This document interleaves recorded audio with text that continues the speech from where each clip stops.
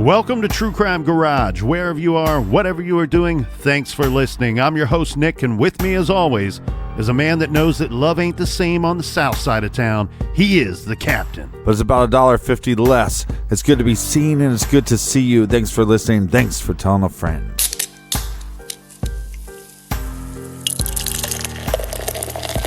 Today we got something awesome in the fridge. We are sipping on Ginga Ninja by Black Hog Brewing Company. This is a red IPA brewed with fresh ginger, lemon, and hibiscus with an ABV of 6.5%.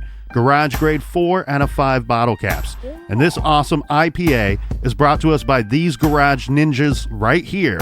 First up, cheers to Remington down in South Carolina. Remington is spreading the good word by telling everyone to be good, be kind, and don't litter. And a big shout out to James in Margate City, New Jersey. And here's a double cheers, Captain, going out to Tyler and Tristan in Panama City, Florida. And back down under to Thomas in Melbourne, Australia. Next, we have Michael and Becky in Austin, Texas. And last but certainly not least, we have Mandy sending us a cheers from Indiana. So thanks, everybody, for helping us out with this week's show. If you want to help us out with next week's show, put a little beer in that fridge.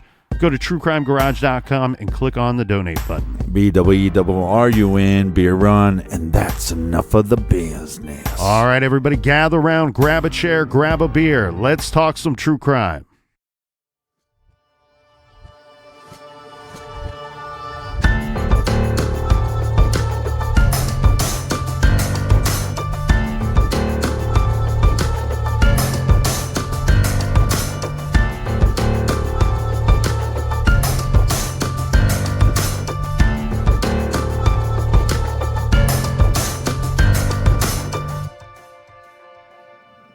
You know, a question that a man always has to ask himself when he goes through something like I went through.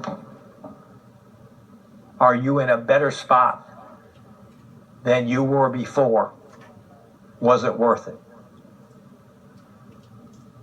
And the answer to me is yes. And the sooner a man gets to leading a life of transparency, the better off he is. And you do that by making things simple. But what we do, because of sin, things get complicated. I mean, every day the devil would beat me up. Every single day the devil would beat me up and remind me of what a bad person I was. And what that does, that keeps harboring, the crime and keeps burying you. And what you can't be of any use to anybody.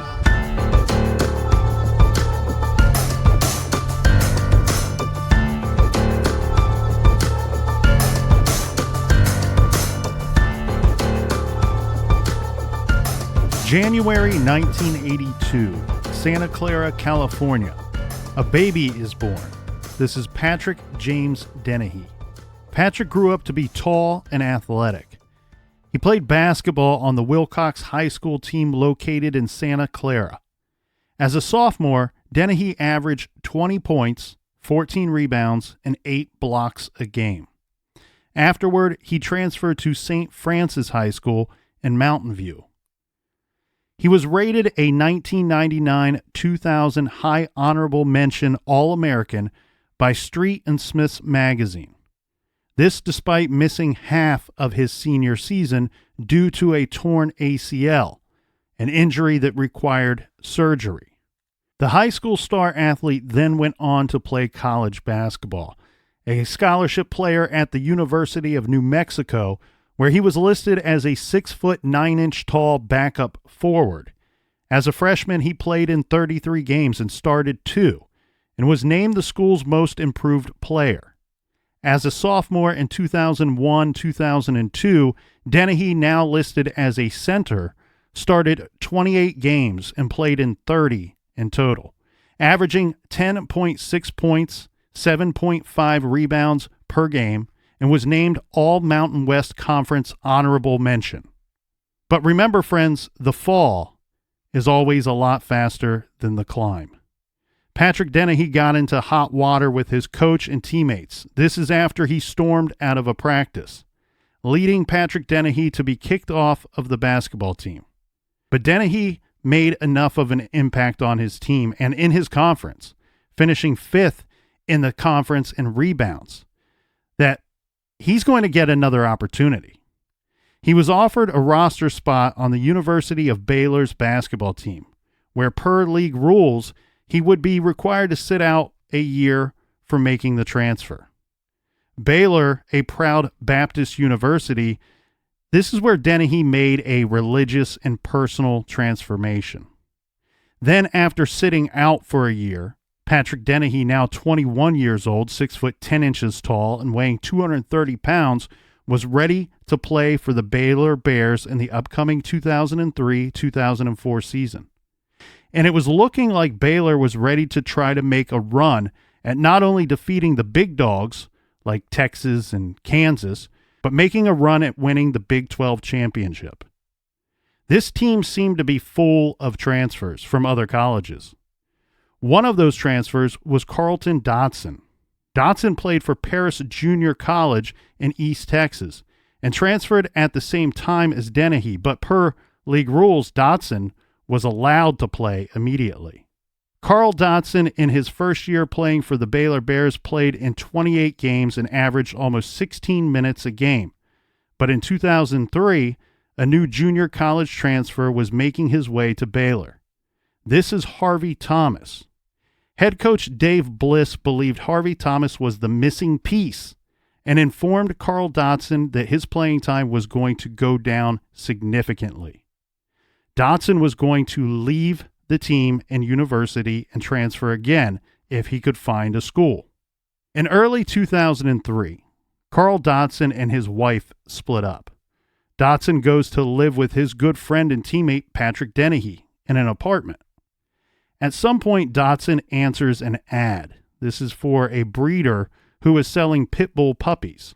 Dotson and Dennehy go to a farm to check out the pups. There, the two become friends with the property owners. This is Darren and Tammy Cox. But hold on to your horses because it's going to become a bumpy ride pretty quick. Dotson and Dennehy, they go to their coaches with a complaint, and this is not your normal type of complaint. Yeah. They're not talking about basketball or things related to their time playing, their court time, any of that. This is more serious. They are saying that $300 was stolen from their apartment and that they were being threatened by some of their other teammates. It does not appear that any action was taken regarding these complaints, but we know that these complaints took place. So these young men are going to take action into their own hands. On June 2nd, 2003, they tell friends that they have purchased guns to protect themselves. After the 5-day waiting period, on June 7th, Dennehy and Dotson show one of their doggy friends, Darren Cox, 2 guns they say were purchased because they were concerned about their personal safety. They asked if they could practice shooting these guns at the farm, and permission was granted. Yeah. On June 11th, Dennehy's other roommate, Chris Turk, leaves for a trip. Patrick Dennehy makes a long-distance call to his girlfriend in Albuquerque. This is longtime girlfriend Jessica De La Rosa. On June 12th, Patrick Dennehy attends his final class of the year. 2 days later, Dennehy tells his friend Daniel that he is worried about threats to Carlton Dotson by 2 of their teammates. He also tells Daniel that both he and Dotson will meet him at a party the next day, but neither Dennehy or Dotson ever show up to this party. So you have these roommates that go to their coach saying, hey, we've got $300 that are missing, and now we're getting these threats. Now, I'm assuming that now that they're, worried about these threats that are coming from quote-unquote teammates, were these the threats that they talked about to their coach earlier? It appears that all of this is the same, stemming from all the same story. Right. The next day, on June 15th, Dennehy's mother and stepfather, they find it very odd that they didn't hear from Patrick Dennehy on that day. This is Father's Day. Yeah. And he does not call home to speak with his father. On June 16th, the other roommate, Chris Turk, and I say other roommate because remember we have Dennehy and Dotson and Chris Turk living there. Yeah. This Chris Turk, he returns from his out-of-state trip and finds that Dennehy's dogs have not been fed in what he says he believes to be days. Now, a few days go by, and Patrick's parents still have not heard from their son. And in fact, they are in the process of trying to track him down. They want to know why they've not heard from him. Where could he be? What's going on with this young man? Well, after talking with Patrick's friends and his girlfriend, they decide to step up the search, and they actually report Patrick Dennehy missing on June 19th, 2003. Now, is anybody reporting Carlton missing? No one is reporting Carlton missing. And this is also why I included some of the events leading up to when he's actually reported as missing. So we have the other roommate, Chris Turk, saying, hey, I left for this trip, and when I left, everything was normal, everything was fine. Right. And we know that Dennehy spoke to his long-time girlfriend, and everything was fine then. Everything was fine. They were actually planning on when they would see each other. Remember, he had attended his last class of the year. But he might have mentioned the threats to her. Or do we know that? I don't know that he did. Okay. There's nothing to state that he did. But what we do know is when Chris Turk returns from his out-of-state trip, he's like, look, that's when things appeared weird to me. Everything was fine when I left. I get back, and his dogs appear to be starving. Yeah. They've not been fed in days. And, oh, by the way, nobody has heard from Patrick Dennehy, including his parents, who he was very close to, not calling on Father's Day, and his girlfriend that he was very close to has not heard from him since that last phone call. Right. The dogs maybe, I mean, little Frank, he acts like he's starving all the time, even right after he just ate. So, but big red flag to go, hey, here's this guy that, is getting on track to play some basketball. Seems like a good guy. Why didn't he call home Father's Day? Mm-hmm. Well, now we have the Waco Police Department. They're involved because now we have a missing persons report that has been filed. So on June 23rd, the Waco Police Department, they file an affidavit seeking a search warrant. This is for Dennehy's computer. They want to get into that computer, see what was going on, see if they can find a trail of breadcrumbs to lead them to Patrick Dennehy. Yeah. Now, this next part certainly scared the hell out of Patrick's friends and family because on June 25th, so this is 6 days after he is officially reported missing to police. On June 25th, Patrick Dennehy's Chevy Tahoe is found in a mall parking lot. Now, this is way out in Virginia Beach, Virginia. Mm-hmm. So not only would the 1,400 miles distance and the 21 hours of driving time scare the hell out of me, but the vehicle is also found without license plates. Yeah, this is not good. So somebody moved this vehicle this great distance, 1,400 miles, and tried to conceal it by removing the license plates. Police don't know how it ended up there or who moved it there, or if in fact it could have even been Patrick himself. Yeah. But then just 2 days later, a statement is issued by police saying the potential suspects in this missing persons case include Patrick's teammates. In relation to this statement, amongst other aspects of this investigation, a St. Petersburg, Florida attorney who is known to represent athletes says he has been hired by one of Patrick's teammates. This is Patrick's quote-unquote friend and roommate, Carlton Dotson. The attorney says Carlton Dotson is at his home in Maryland and will not discuss the case. Well, that's interesting, right? What's pretty close to Virginia Beach, Maryland. And this poor young man has gone missing in Texas. During all of this, the authorities back in Waco, Texas, have been conducting ground and aerial searches looking for the young man. Now, most of these are conducted in large areas, some of which are large open areas. And they seem to be focusing in on 3 areas in particular, one of them being the Cox Farm, where... Right. So this is where they became friends with the people that were selling the puppies. Right. And they also got permission once they became friends with these people to shoot guns and target shoot and practice shooting these guns on their property. Well, we got a bunch of weird stuff going on. We have these 2 athletic men. Well, we got 3 that are living together. But everything seems fine other than there was some money missing and that we have possibly some threats happening. Mm-hmm. So then these guys feel threatened enough that they're going to get guns to protect themselves. And now we have one of the basketball players' car is 1,400 miles away. Right. And we have his roommate, his quote-unquote friend, saying, hey, I'm not talking about this.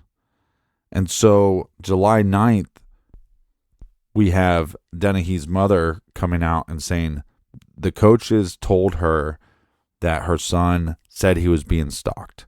So I wonder if that's something he said when he said, hey, somebody took this money, we're being threatened, and I'm being stalked. I wonder if that's when he told the coaches about that. Well, and according to ESPN, Patrick's mother said that she and her husband, they regret that their son never alerted them about his fears, stating that if he had, Dennehy's stepfather said, quote, I would have been on the first plane to Waco. On July 17th, Carlton Dotson has a meeting at the Dorchester County Sheriff's Office in Delaware, after which no charges are filed, and Carlton walks out of this meeting a free man. The next day, a maintenance worker at an apartment complex found and turned over to police a handgun. This is the apartment complex where Harvey Thomas, remember the new kid in town, the believed to be missing piece on the Baylor basketball team, this is where he lived. But then in a strange and surprising twist to some, but not to all, on July 21st, Carlton Dotson is arrested in Maryland and charged with the murder of Patrick Dennehy. This goes down in a very weird manner. Okay, so as soon as police come out and say... Yeah, because hold on, because we have these 2 friends that live together. They both go to the coaches. They're fearful enough. They say there's threats. They're fearful enough that they get guns. And now he's being arrested with the involvement of his friend's disappearance. Mm-hmm. Okay. And remember, he's in Maryland. And when the attorney for Dotson first comes out to the media and says, look, I'm representing Carlton Dotson now. He's staying in his Maryland home. He's not going back to Waco, Texas. And he's not going to be discussing this case with media at this time. Oh. We do know that he has this meeting with the sheriff's department. Now, he's still in his hometown. He's not back in Waco, Texas yet. The weird thing that comes out here is when they interview him and they allow him to leave, the sheriff's department very quickly tells the media that he didn't say anything incriminating during the course of this meeting. He didn't say anything that led us to believe that or would give us more suspicion than we currently have. Right. Even though he's all these many miles away and the vehicle, Patrick Dennehy's Chevy Tahoe, is found a lot closer to Carlton Dotson than where Pat went missing from. Yeah. The arrest takes place because apparently Carlton Dotson called 911 the dispatcher. Okay. Dotson said he had an emergency and requested that the police be told where he was and how to find him.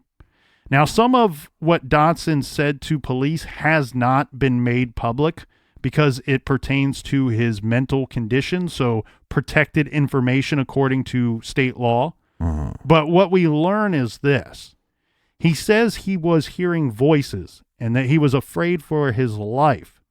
Dotson told police that people want to kill him because he is Jesus, the Son of God. Yeah. If he's Jesus, the Son of God, people want to kill him. Okay. He said he was from a family of prophets and that he could see who was going to heaven. Okay. So this is a new skill above his basketball skills. Yeah, something like that. Yeah. So this is a strange turn of events, to say the least. You think? Right. But can I just point out the obvious? Mm-hmm. Waco. This is not the first person from Waco that His claim to be a prophet. Yeah. What is in that water? Right. That's a good Don't question. drink the water in Waco. On the next episode, we will be sampling water from Waco, Texas. No. So this gets a little more involved, especially on Carlton Dotson's part. Okay. So he's essentially, I guess, turning himself in, and I'm sure that it's not quite clear to police what he's turning himself in for, other than the fact that he's saying, hey, I'm afraid people are going to kill me. Yeah. So they get this guy to the police department and they tell him, hey, you're safe here. You need to tell us everything that's going on with you so we can protect you or what have you. And this is when they're realizing our suspicions were correct. This Carl Dotson guy probably was involved with something that happened to Patrick Dennehy, or he's aware of it. Right. To which Carl Dotson never really denies killing Patrick Dennehy. In fact, he goes on to say that he did kill Patrick Dennehy, but this was in self-defense. His argument was going to be a self-defense argument. He says that at some point when they went out to target shoot and to practice shooting these guns, that Patrick Dennehy pointed a gun at Dotson. Mm-hmm. And he even pulled the trigger, and Dotson says that the gun either misfired or didn't fire at all, whatever happened. Right. To which Carl Dotson responds by shooting Patrick twice. We have this individual in custody. He's not denying murdering Patrick Dennehy, but he's already putting together a self-defense argument for whatever took place. And then on top of that, he's got some questionable things going on inside his head. Right. So he believes that he's Jesus. He also believes that he's from a family of prophets. He also can tell whether or not people can go to heaven or hell, and he is feeling threatened. At some point, though, he's feeling threatened.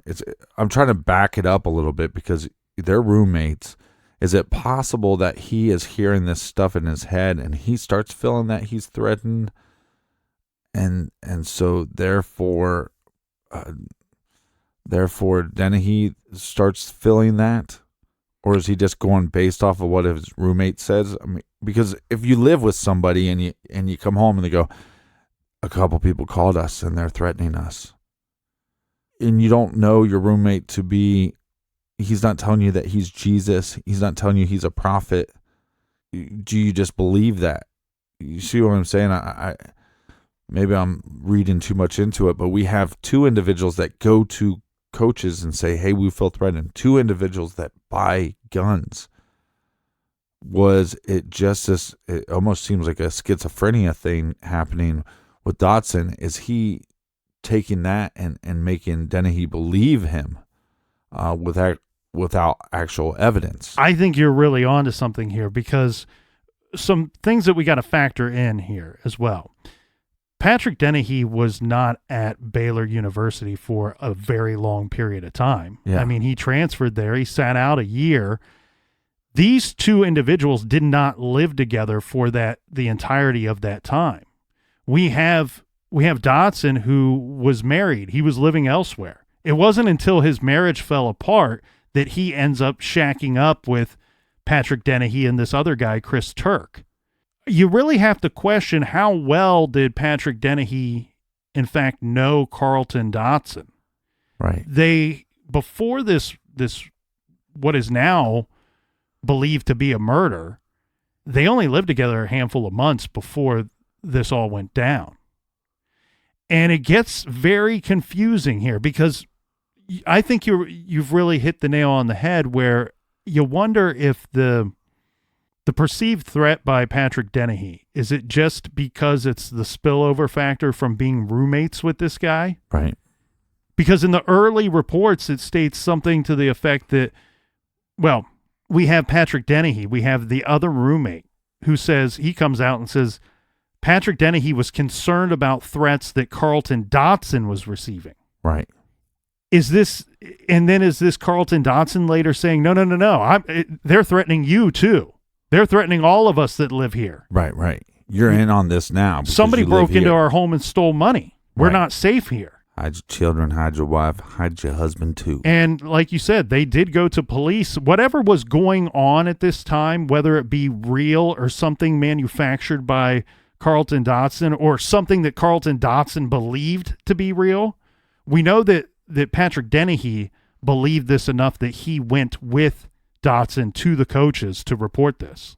On July 26th, so this is just 5 days after Carlton Dotson is arrested, police announced that they have found a badly decomposed body in one of the areas provided to them by Carl Dotson. The medical examiner's office would later identify the body as Patrick Dennehy, and early reports state that he died from gunshot wounds to the head. Patrick Dennehy's funeral service is held in his home state of California. About 300 people were in attendance at this beautiful ceremony at Jubilee Christian Church Center, not far from his parents' home. This was a celebration of Patrick's life, much more so than to mourn his death. The space was filled with friends, family, teammates, and of course, his longtime girlfriend. MC Hammer was present and gave a speech and told some stories.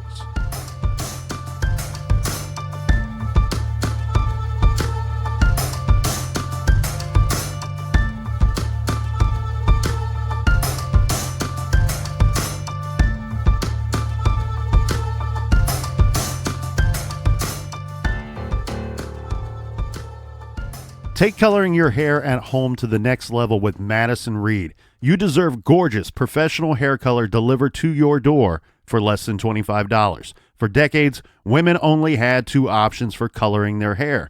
This is outdated at-home color or the time and the expense of going to a salon. Many Madison Reed clients comment how their new hair color has improved their lives. Women love the results. Gorgeous, shiny, multi-dimensional, healthy-looking hair. Madison Reed delivers gray, covering, game-changing color that you can do at home, and it looks as if you came from the salon. What makes Madison Reed color unique is that it's crafted by master colorists who blend nuances of light, dark, cool, and warm to create 45 gorgeous multi-tonal shades. Our listeners love using Madison Reed. One, the quality is great. And it's so convenient. You can treat yourself for under $25. And that's right, under $25. So guess what? It's affordable. Find your perfect shade at madison-reed.com. True Crime Garage listeners get 10% off plus free shipping on their first color kit with code GARAGE. That's code GARAGE at madison-reed.com. Madison Reed. Treat yourself. Whether it's a trail of your kids' muddy footprints or a pile of dishes after your first backyard barbecue of the season, nothing cleans like the spring scents from Grove. Grove delivers natural brands that are healthier for you and the planet, like Mrs. Meyer's 7th Generation, Burt's Bees, and Grove, straight to your doorstep. I recently got a bunch of Mrs. Meyer stuff. I just love that brand. I love the hand soap. I love the dish soap. I love the multi-surface spray. Grove is selling some of my favorite brands, and that's why I order from them. And now you can place your first order of $20 or more. New customers get a free cleaning set, which includes Mrs. Meyer's spring hand soap, dish soap, and multi-surface spray. Available in peony, lilac, or mint, as well as a Grove Collaborative cleaning caddy and walnut scrubber sponges. I was actually just using the dish soap last night, and it smells amazing. Try Grove now before this exclusive spring offer runs out. For a limited time, our listeners get a 3-piece cleaning set from Mrs. Meyer's Spring Scents, a free 60-day VIP membership, and a surprise bonus gift when you sign up and place an order of $20 or more at grove.co/garage. That's grove.co/garage. grove.co/garage. Are you tired of credit card bills with high interest rates? Ready to pay off your credit card balances and start saving money? Get a credit card consolidation loan from Lightstream with rates as low as 5.95% APR with auto pay and lower than the average credit card interest rate of over 19% APR. You can get a loan from $5,000 to $100,000 with no application fees, no origination fees, no transaction fees, and no prepayment penalties. The rate is fixed, so it will never go up over the life of the loan. Plus, you can even get your money in your bank account as soon as the day you apply. Just for our listeners, apply now to get the special interest rate discount. But the only way to get this discount is to go to lightstream.com/TCG. That's lightstream.com/TCG. That's LIGHTSREAM.com/TCG. Subject to credit approval. Rate includes 0.5% auto pay discount. Terms and conditions apply, and offers are subject to change without notice. Visit lightstream.com/TCG for more information. That's lightstream.com/TCG.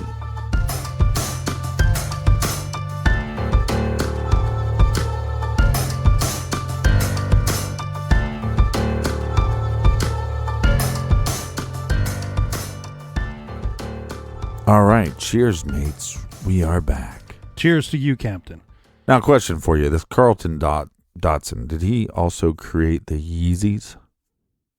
I don't know what that is. Because, Kanye West thinks he's a prophet, and he created the Yeezys. It's a shoe. Well, there are a lot of complications with this week's case study and regarding just the case itself.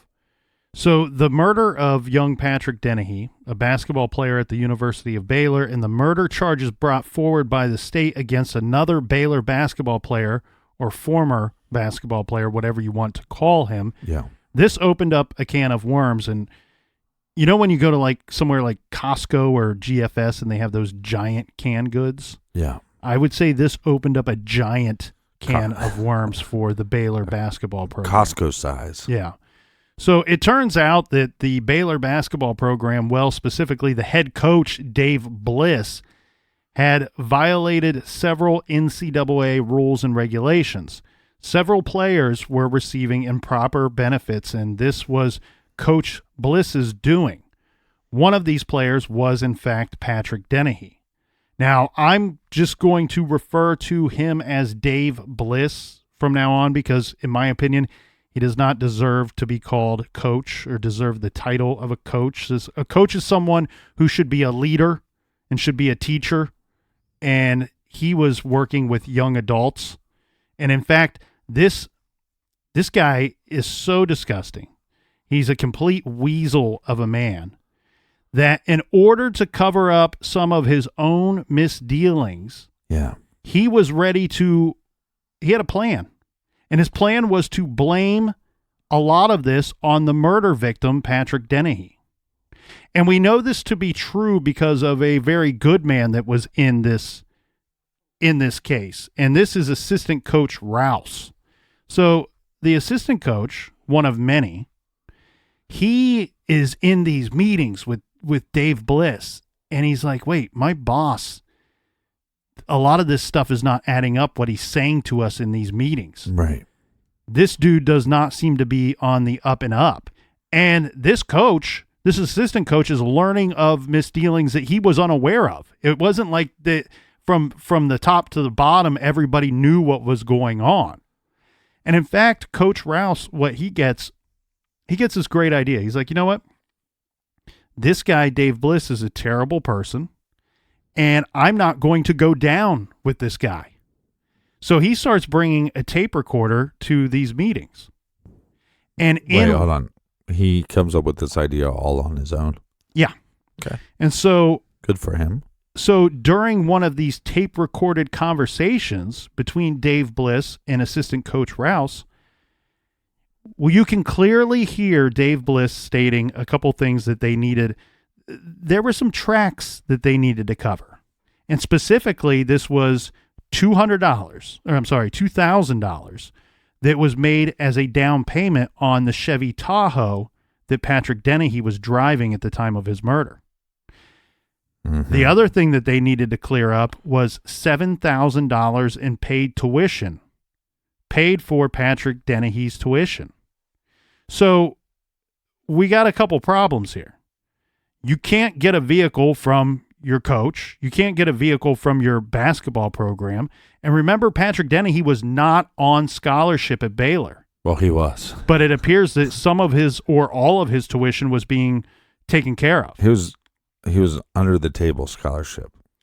So what Dave Bliss is saying in this recorded conversation, he said, look, we can blame all of this on Patrick Dennehy because he's dead. He can't say anything. He can't have a defense for this. He can't tell them what actually was going on. So let's come up with an idea of how we can cover up this $2,000 for the vehicle and $7,000 for the tuition. So you're going to try to take this dead man and try to make some scandal that he stole money somehow? No. Bliss wants to say that Patrick Dennehy was a drug dealer and that he paid for the vehicle and for his tuition with drug deals. Oh. But we know that not to be true because we know this was manufactured by Dave Bliss. So Man, what a scumbag. Right. You know, like this is a kid that you're supposed to be mentoring. This is a kid that you're supposed to, and look, I understand he wasn't there a long time. It wasn't like you had this long relationship with him, but because you're crooked, you know.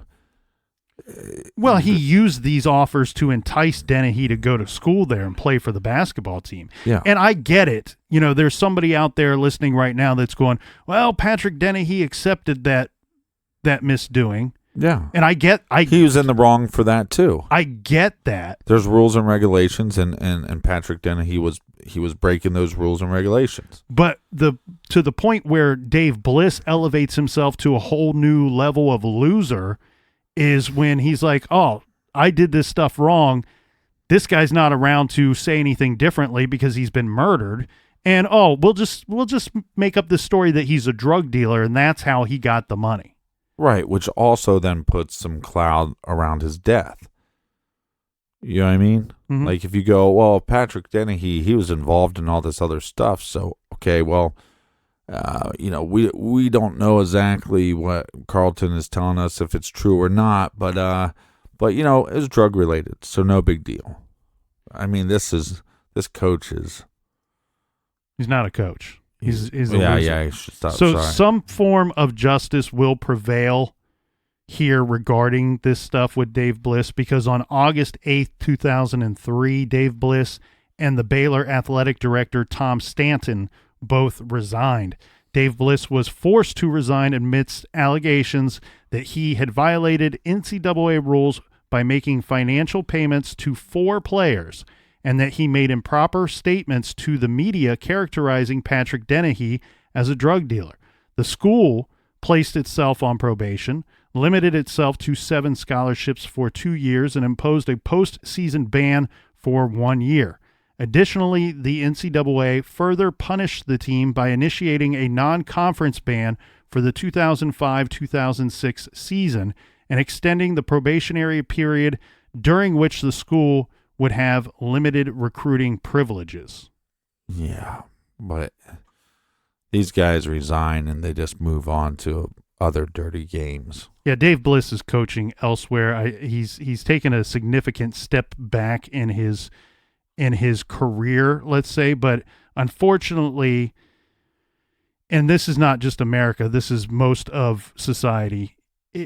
We live in a society where a lot of people, or at least some, because there's evidence of such, some people are willing to turn a blind eye to very bad behavior and choose winning over character. and it's just despicable. So we won't discuss Dave Bliss, where he is now or what he's up to, but his new name is Turd Ferguson. But for those of you that didn't know the story behind the story, you now know who Dave Bliss is. What a bag of But our story's dicks. far from done here. Okay. So this is in October. Carlton Dotson was declared incompetent to stand trial, this by a district judge, and he was sent to a state mental hospital to be evaluated. And this evaluation, the judge was going to allow for 4 months of evaluation. 3 psychiatrists, including one appointed by the court, said that Dotson appeared to be suffering from hallucinations and psychosis, but that he could regain competency to stand trial in the future. Now, in February of 2005, Dotson was returned to jail after psychologists deemed him competent to stand trial, but that he must continue taking his antipsychotic medication. The psychologist also said that Dotson's accounts of hallucinations and hearing voices were, quote, suspect. Prosecutors and Dotson's defense team tried. This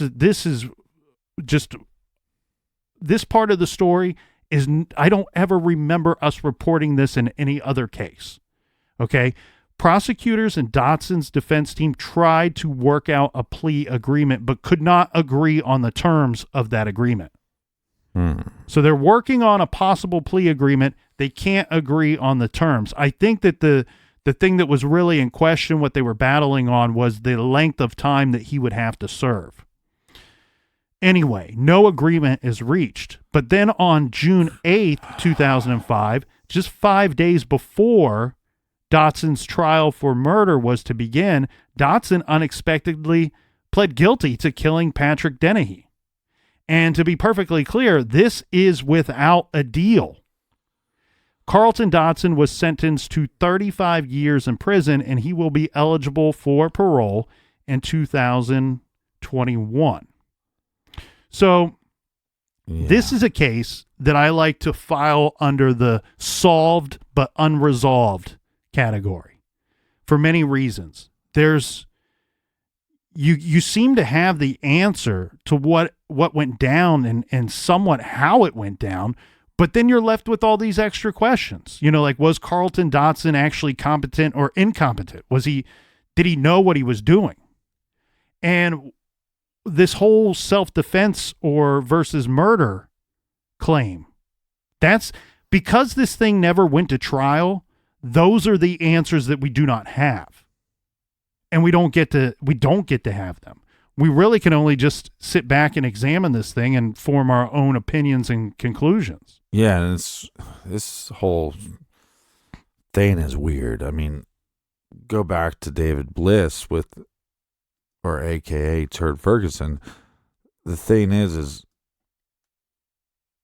we don't know if these claims or these threats were real. So we don't even know if both people went to these coaches, unless we have assistant coaches coming forward. Yeah, there were. It sounds to me, according to Patrick's mother's statement, that multiple coaches said that there was something going on, that there was complaints or that he was being stalked. So it wasn't just Dave Bliss manufacturing this. It sounds to me like multiple coaches were talked to by these basketball players. Yeah, but again, we don't know. But we don't know if those are even real. In the sense right. But what I'm saying is, let's say you have a problem, and I don't know what it is, and I'm not trying to take a giant leap here, but just roll with me for a second. You got a problem. You have some shady stuff going on in your program, and you have this guy that you might think is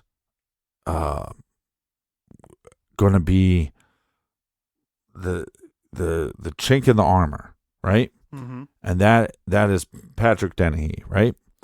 And for whatever reason, then you tell his roommate, hey, we got these threats coming, and then you got this money missing, blah, blah, blah. You're going to get these guns, then you're going to practice shooting them. You're going to kill him when you're out there. You kill him when you're out there, you'll start saying that you heard voices, blah, blah, blah. And the reason why I say that all that stuff seems so made up is you have a third person that lived with them that didn't make any of these claims beforehand. You know what I mean? Like, he didn't say that his roommate seemed off, that Carlton seemed off, that Carlton seemed like that he was, hearing voices. Doesn't say any of that. So just all of a sudden, magically, roommate goes away, and all of a sudden he thinks he's Jesus, thinks he's from a family of prophets, and then kills his roommate. It's just it doesn't make a lot of sense. No, of course it doesn't. And then on top of that, you got somebody that they're saying is competent to fit trial or to stay in trial as long as he's medicated, but that's even questionable. And then all of a sudden they can't come up with a deal, so there is no deal, so I'll just plead guilty. A lot of this doesn't make any sense. Like, we're missing pieces of the story. Right. And that's why I point out that because this thing didn't go to trial, that leaves some of these questions as just unanswered. They're open-ended questions that are unanswered. So a couple of things here. It's difficult in any of these situations when it's tough to form an opinion, and sometimes I don't even think that I should, because I'm not the right guy, not the right person for the job.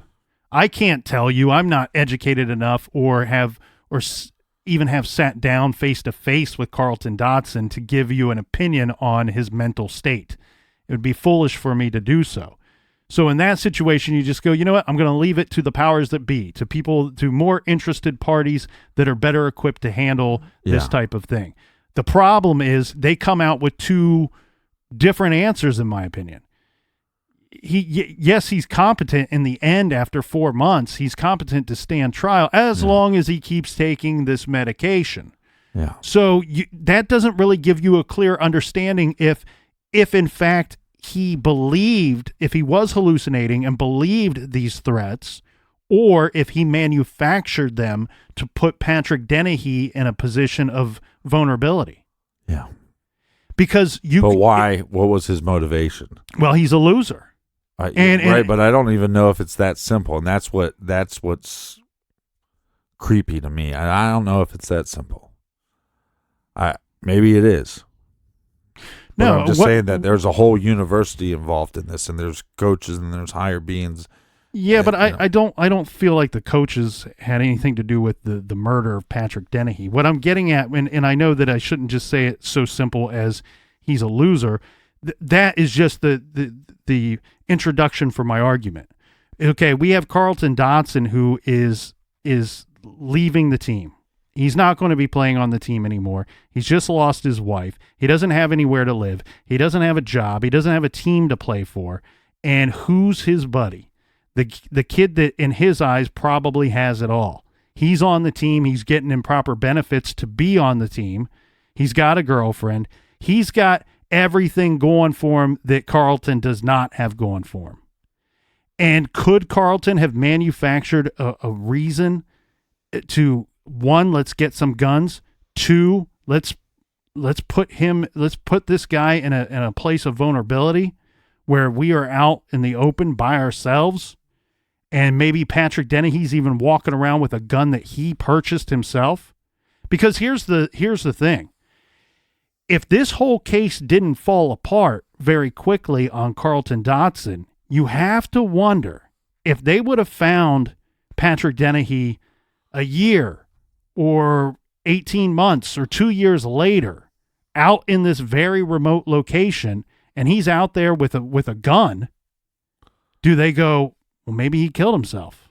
Right. Maybe he shot himself in the head. Now, where it gets to be difficult, and I think where Carlton Dotson got scared and realized that whole plan that I tried to set into motion is not going to work, because I had to do a double tap. I had to shoot the guy twice. And then on top of that, according to the LA Times, Patrick James Dennehy II was shot twice in the head and did not have alcohol in his system. And another source states no drugs were found in his system either. The LA Times goes on to say both gunshot wounds were above the right ear. The first bullet exited Dennehy's forehead above the left eye. The second exited behind the left ear. According to the autopsy by the Southwestern Institute of Forensic Sciences in Dallas, the report does not say how long Dennehy had been dead, but he was missing for about 6 weeks when his body was found on July 25th in a field near a rock quarry 4 miles south of the Baylor campus. So I can't, without this thing going to trial and having somebody that's better educated to tell us and explain all of this to us, what I can say here is I don't know that the wounds match up perfectly with Dotson's story. Right. Of he was aiming a gun at me, and whether he was joking around or whatever, and it misfired or it didn't fire or whatever, and then I shot him twice. This almost looks like somebody came up behind him, stuck the gun to the side of his head, or this was some kind of execution style murder. Yeah, or which would never fall into place with the self-defense argument that he's posing. And that's where it makes you wonder if he just at the last minute went, I'm a real shitbag. I don't want this thing to go to trial because then all these other things are going to come out. All the details of the story are going to be filled in. And at least if I go and plead guilty this way, I have a system, I have a setup where I had a defense, where I was losing it a bit. I was hallucinating. I didn't really know what was going on. And then on top of that, he pointed a gun at me and I fired. There's even times when he's been in prison and he's been interviewed and he said to the person interviewing him, well, what would you do? The guy was pointing a gun at me. Right. What would you do? And I just wonder, with the strange way of, they were in talks. They were in talks to try to come to some kind of plea agreement. It was never going to be that Carlton Dotson wasn't going to be guilty of this murder. But what was going to happen if this thing went to trial, again, the details, the blanks, all that could have been filled in, the story could have been completed, and we might have had a better picture if, in fact, Carlton Dotson was, in fact, competent or incompetent, or if the self-defense argument is even an argument at all. Yeah, it's very strange. I mean, on one aspect, you want to go, okay, he drank too much of the Waco water. He thought he was Jesus. He hallucinated. Even if it's not self-defense, even if he just hallucinated that, well, then that makes the story somewhat make sense. And then you just, okay, call it a day. And the thing that came out was that they were paying Patrick under the table and probably paying some other players under the table, and they got caught, so the coach had to resign.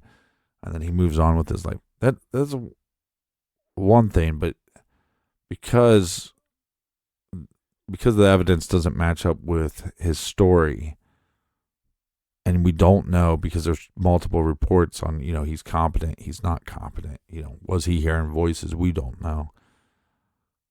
You just wonder if there's something bigger here. Well, was the threats a setup in order to get the guns, in order to get them to be alone, so then they could.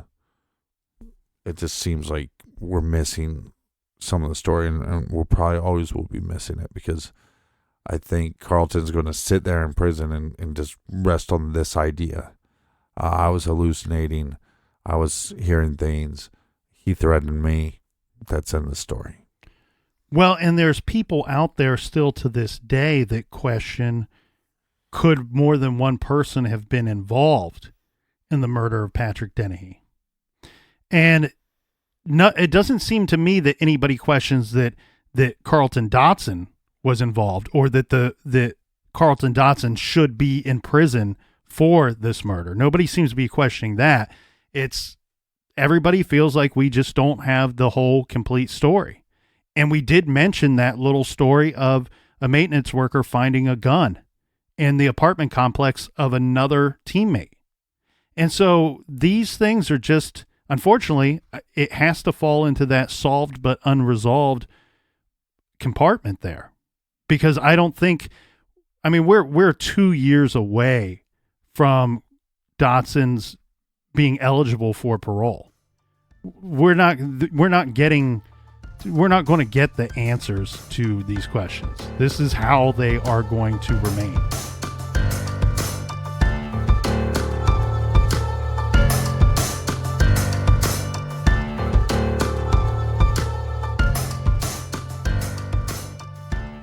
We want to thank everybody for listening, and thanks for telling a friend. Do we have any recommended reading for this week? Why, yes, we do, Captain. This week we are recommending Under the Bridge by Rebecca Godfrey. This is a true story of a horrific murder.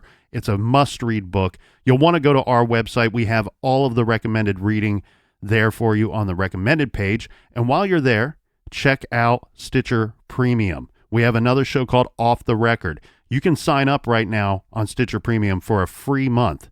And they have like 21,000 hours of premium podcast available on there. So it's not just us. Check out our other show, Off the Record. But what's cool is we have over 60 episodes. So if you're wondering, like, hey, I'm all caught up on True Crime Garage, the main show, what else can I listen to? Check out Off the Record. And until next week, everybody out there, please be good, be kind, and don't litter.